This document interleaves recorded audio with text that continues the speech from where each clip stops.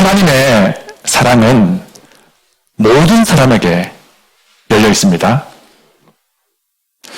하나님의 은혜도 모든 사람에게 열려 있습니다.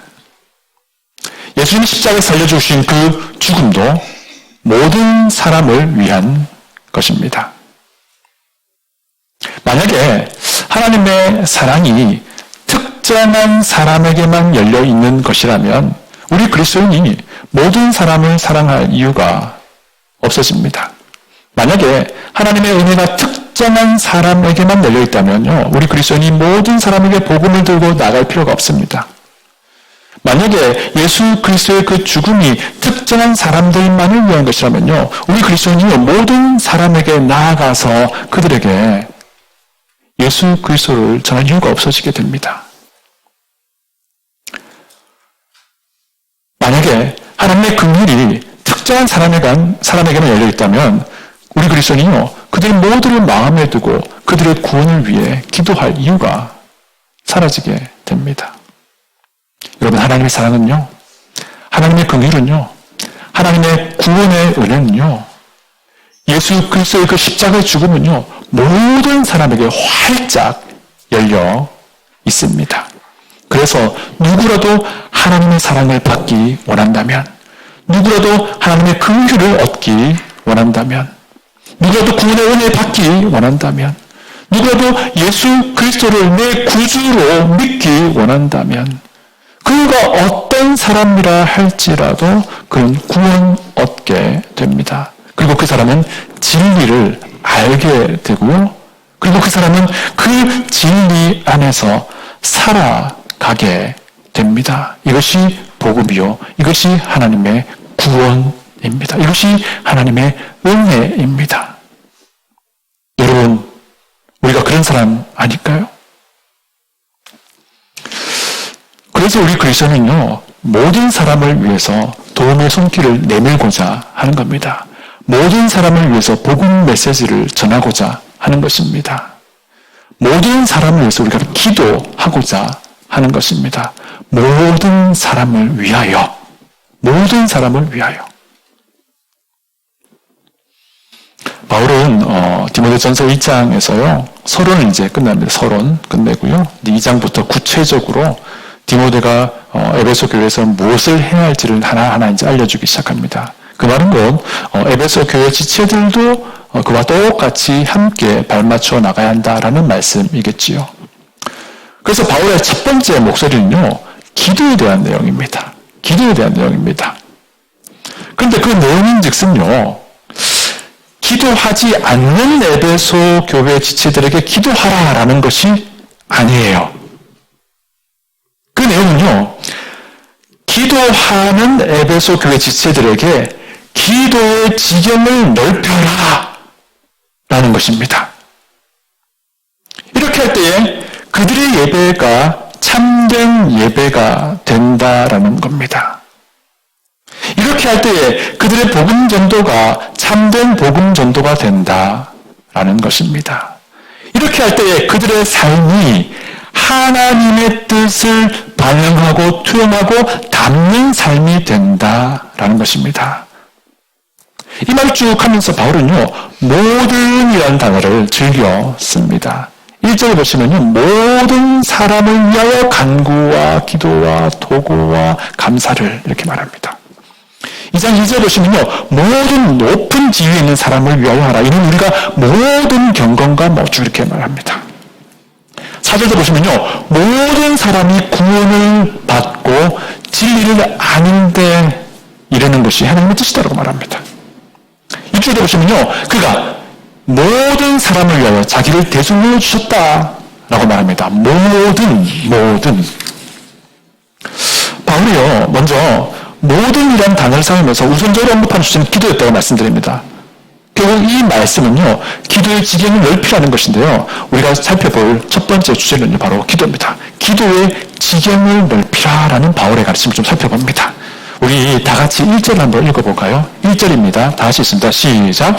그러므로 내가 첫째로 권하노니 모든 사람을 위하여 간구와 기도와 도구와 감사를 하되.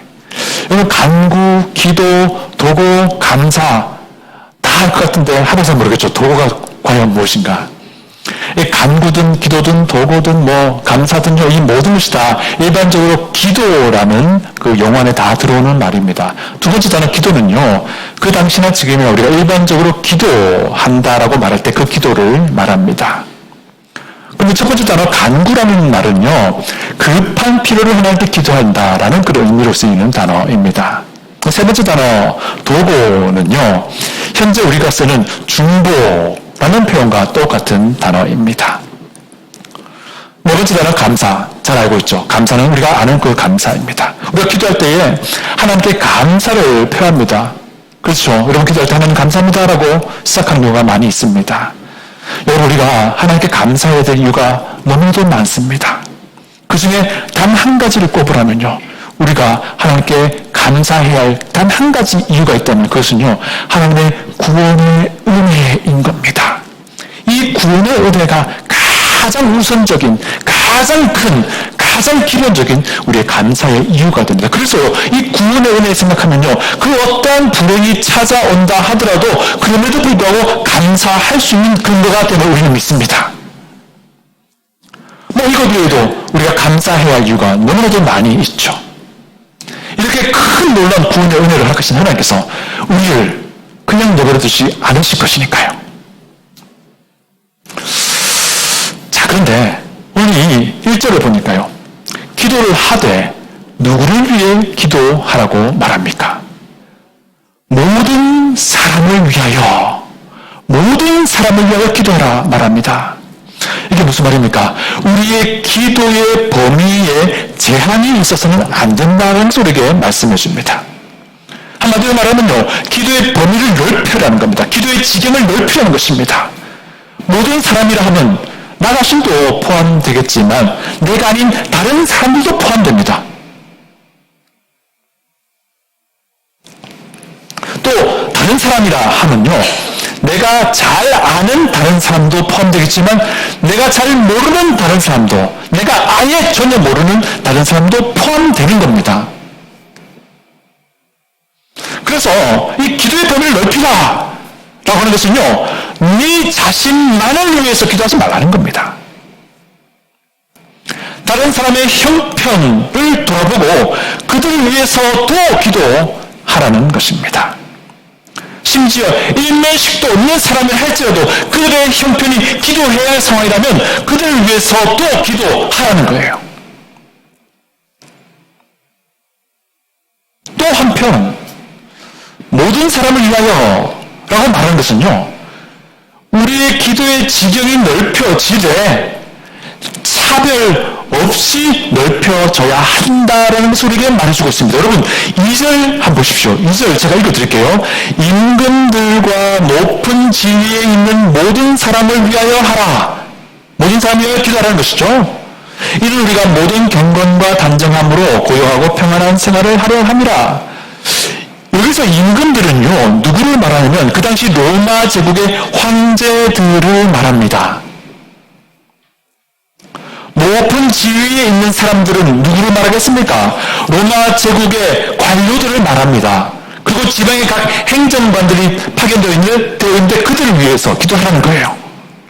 그런데 여러분, 그거 아십니까? 이 디모데 전서가 쓰여질 당시의 로마 황제는 네로입니다.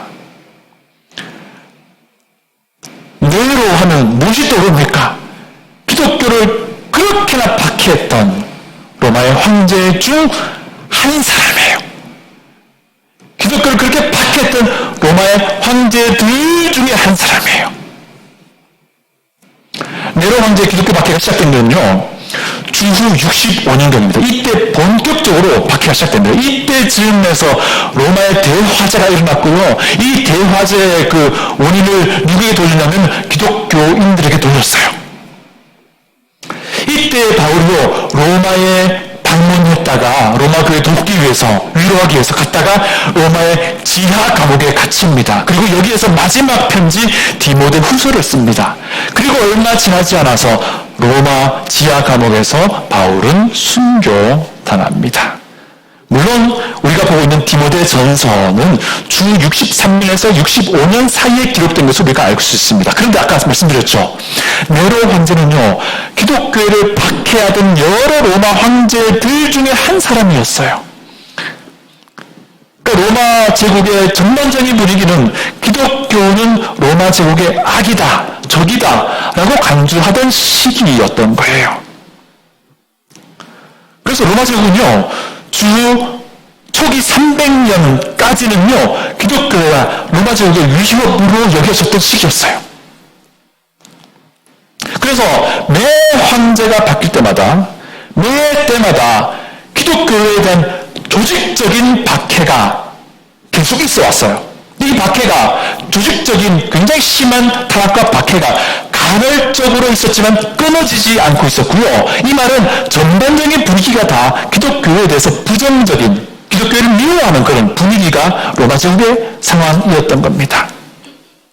그래서 로마 제국의 황제와 그의 측근들과 지역 행정가들은요, 기독교와 그리스도인들을 항상 적대시했고요. 황제의 명령이 떨어지면 언제라도 그리스도인들을 잡아 가둘 준비가 되어 있던 그런 분위기였어요.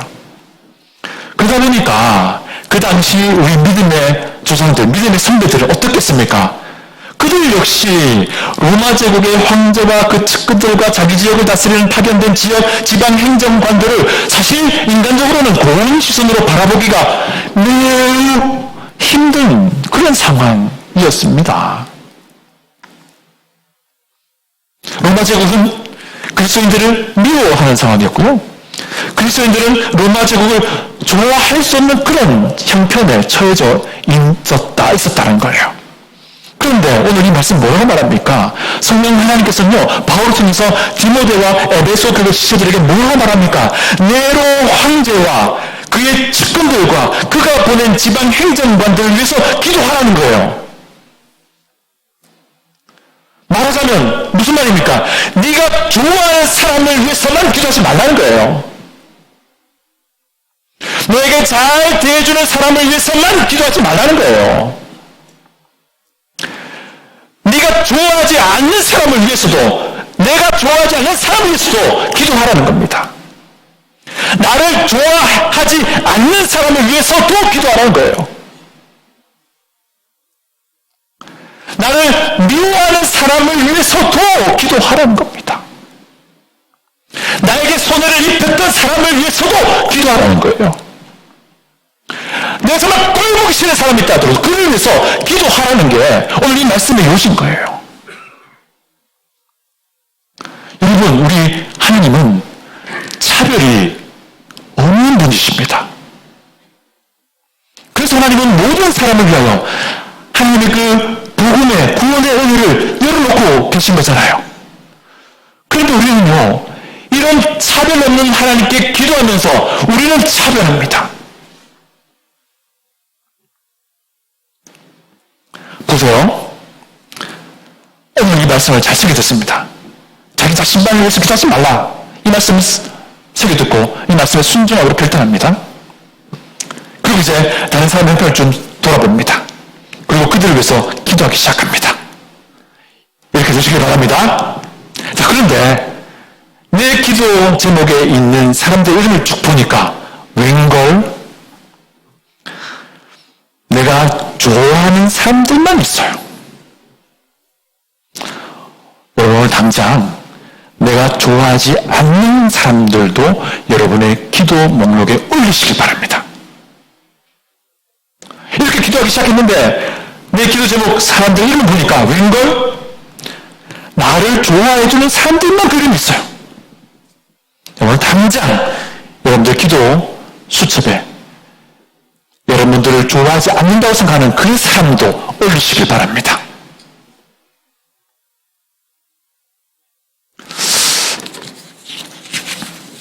그리고 또 한 가지 도전 드릴게요. 우리 곧 있으면 주의 만찬이 있습니다. 주의 만찬 시간에요, 내가 좋아하지 않는 한 사람을 떠올리시기 바랍니다. 그리고 나를 좋아하지 않는 한 사람도 떠올리시기 바랍니다. 그리고 그들의 영혼의 평안을 위해서 기도하시기 바랍니다. 그리고 그리고 나서 주의 나전에 빵과 잔을 받으시기를 도전드립니다. 하나님은 차별 없는 분이십니다. 그런데 우리는 기도하면서 이 차별 없는 하나님께 기도하면서 차별해요. 저도 사실 이것이 어렵습니다. 그러나 그럼에도 불구하고 기도합니다. 왜 그렇습니까? 목사라서요? 아니요. 목사라서 그런 거 아닙니다. 저 역시 차별 없으신 하나님으로부터 이 놀라운 구원의 은혜를 얻어서 그리스도인 된 한 사람이기 때문에 기도하는 거예요. 기도하는 겁니다.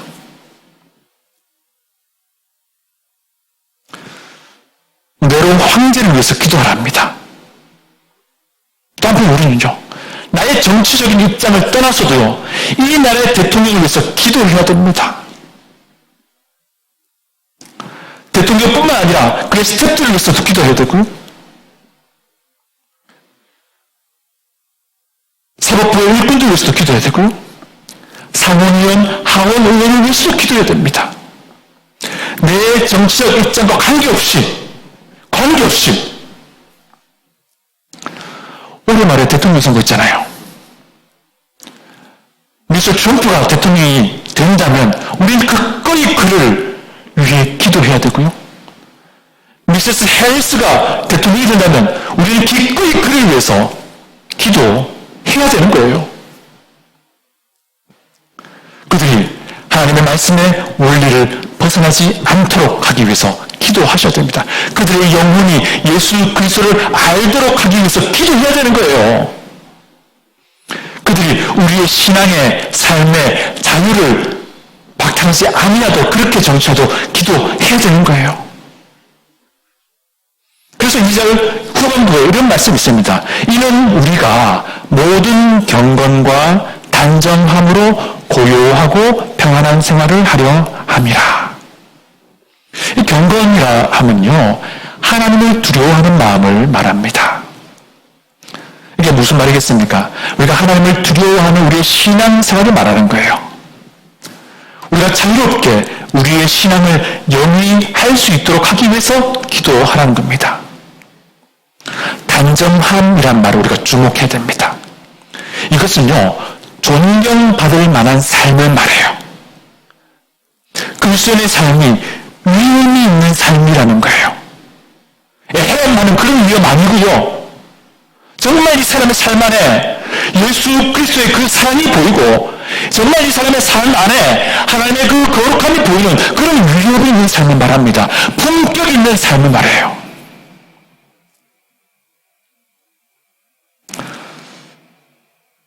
우리가 마음껏 신앙의 자유를 누리지만 그럼에도 불구하고 세상으로부터조차도 존경받을 만한 품격 있는 품이 있는 신앙의 삶을 살아가는 것을 말해요. 이것이 그리스도인에겐 평화요 화평이다라는 것입니다. 이런 신앙의 삶이 가능하도록 권력자들이 그렇게 통치하도록 기도하라는 겁니다. 그리고 이런 이들을 위해서 투표하십시오. 그러나 나의 투표와 무관하게 하나님이 이 사람을 이 나라의 지도자로 세우신다면 그들을 위해서 기꺼이 기도하는 하나님의 사람, 교회가 되어야 한다는 겁니다. 여기에 우리의 그리스도인의 책임도 있습니다. 세상으로부터 존경을 받을 만한 삶, 이것이 우리의 책임입니다. 세상의 눈으로 보더라도 이 사람의 삶 안에 품격이 있는 거예요. 여러분, 우리의 정치적 입장과 무관하게 권력자를 위해서 기도하십시오. 그들 우리의 신앙의 자유를 허용하도록 기도하십시오. 그들이 하나님의 말씀 벗어나지 않도록 기도하십시오. 그들의 영혼도 예수 그리스도 안에서 거듭날 수 있도록 기도하십시오. 그들도 하나님의 진리가 무엇인지 알도록 기도하십시오. 동시에 우리는요, 세상에서 존경받는 삶을 살아야 할 책임이 있음을 반드시 기억해야 됩니다. 품위 있는 말을 해야 될 책임이 있는 것을 우리가 기억해야 돼요. 품격 있는 행동을 해야 할 책임이 있음을 우리가 기억해야 된다는 것입니다. 물론 우리가 복음을 직접 전하는 과정에서 불신자들의 적대감을 불러일으킬 수 있습니다. 이것을 부정하는 것이 아닙니다. 그러나 그럼에도 불구하고 우리 그리스도인의 이 단정한 삶, 품 있는 삶, 이 거룩한 삶은요, 불신자들로부터 존경심을 불러올 수 있다는 것을 우리가 기억해야 된다는 거예요.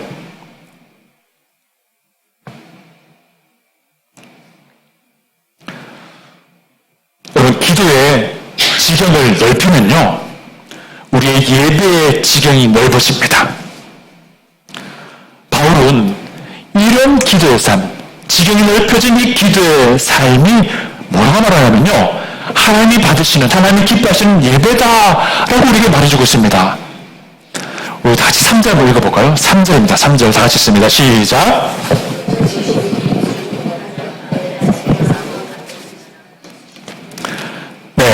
이것이 우리 구주 하나님 앞에 선하고 받으실 만한 것이다 라고 말합니다. 선하고 받으실 만한 것, 이게 뭐냐면요, 선하고 기뻐하실 것이다 라는 거예요. 이게 무슨 말인 거 아니에요? 지경이 넓혀진 기도를 말하는데, 이 지경이 넓혀진 기도는 하나님 앞에 선한 것이고 하나님이 기뻐하시는 것이다 라는 거예요.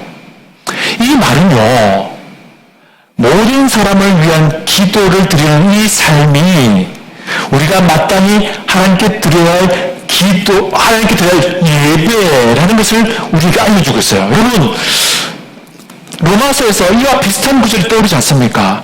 로마서 12장 1절 2절입니다. 여기서 바울은요, 이것이 예배라고 말하고 있는데요, 제가 로마서 12장 1, 2절 읽어드립니다. 잘 들어보십시오.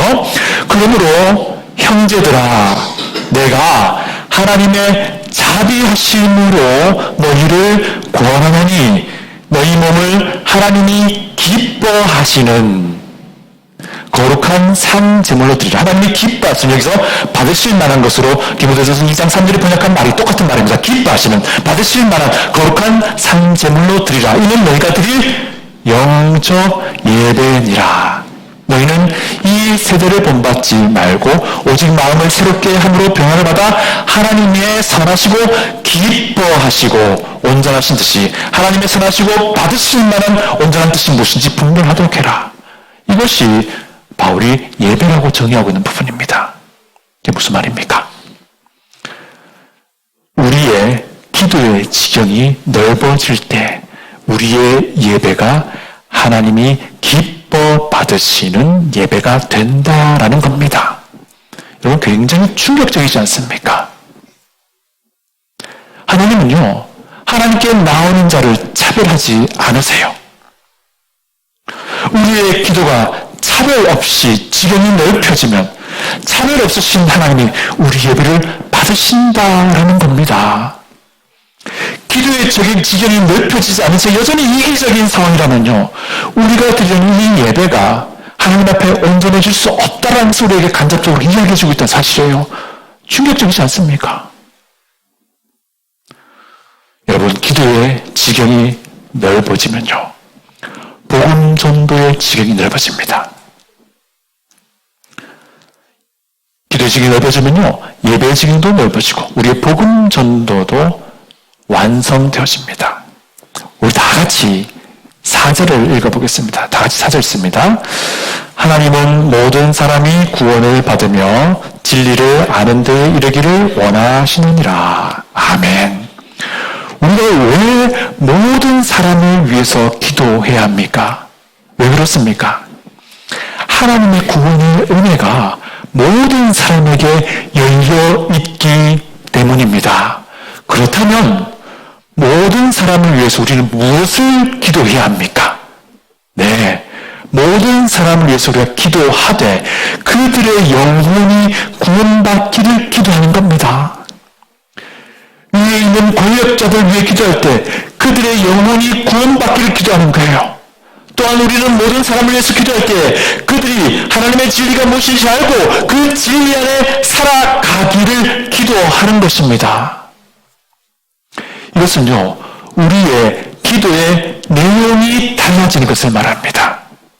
만약에요, 우리가 기도할 때 내가 먹고 사는 문제에 대해서, 내 건강에 대해서, 내 육신적 필요에 대해서 기도하는 수준에 머물러 있다면요, 우리는 모든 사람을 위한 기도로 나아갈 수 없습니다.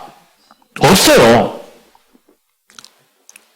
그러나 우리의 기도가 내 영혼이 구원받았음을 감사하는 기도가 되고 하나님의 진리의 말씀을 더 알고자 하는 기도가 되고 나를 위해 대신 죽으시고 부활하신 예수 그리스도를 더 사랑하기 원하는 마음을 담은 기도가 되고 더 닮기 원하는 기도가 되고 진리의 말씀에 더 순종하고자 하는 그런 기도가 된다면 우리는요 모든 사람을 위해서 정말 기쁨으로 기도하게 될 겁니다. 그렇게 되면요 우리는 내가 그리 좋아하지 않는 사람을 위해서도 기도하게 될 것이고요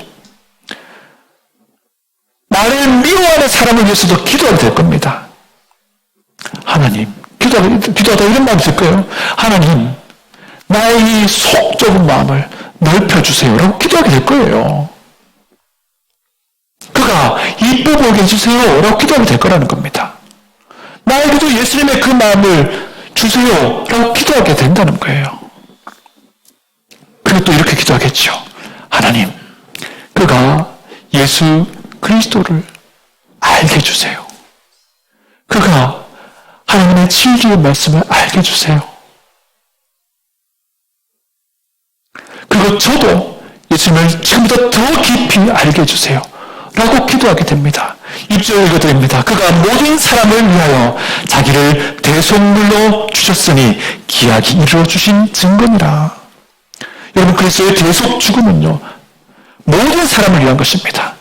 여기는요 내게 손해를 끼친 사람도 포함됩니다. 여기는요 나를 미워하는 사람도 포함됩니다. 여기는요 내가 미워하는 사람도 포함됩니다. 여기는요 트럼프도 해리스도 포함되는 거예요. 그리고 여기에는 나도 포함되어 있는 겁니다. 나도요.